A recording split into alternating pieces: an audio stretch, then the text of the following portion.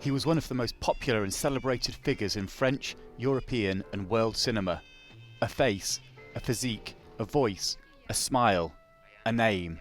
Belmondo. An undisciplined, turbulent joker, an extrovert. His personality led him first to boxing, then to theatre, and finally to cinema.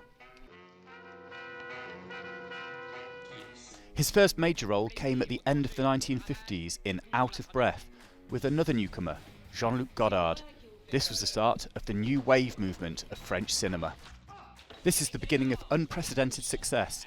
Jean-Paul Belmondo attracted nearly 130 million people to cinemas over his 60-year career.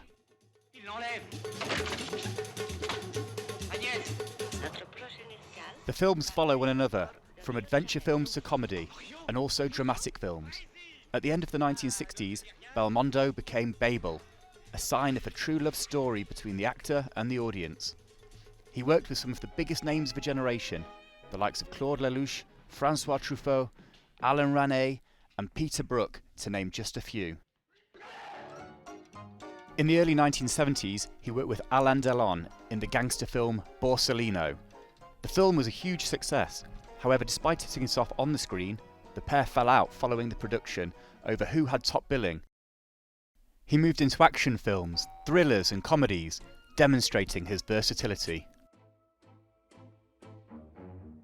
Despite being over 50, Belmondo still insisted on doing all his own stunts. However, following an accident in 1985, he reluctantly stepped back from this.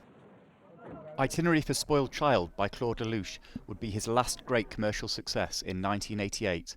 He then went back to his first love, the stage, and experienced huge commercial success and a world tour in Cyrano de Bergerac. In 2001, he suffered a stroke, which led to an 8-year absence from stage and screen. In 2011, he received a Palme d'Honneur in Cannes and a Lifetime Achievement Award in Venice in 2016. But let Tarantino have the last word to describe what Belmondo was. The name, Belmondo.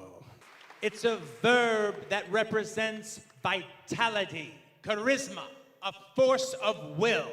It represents super coolness.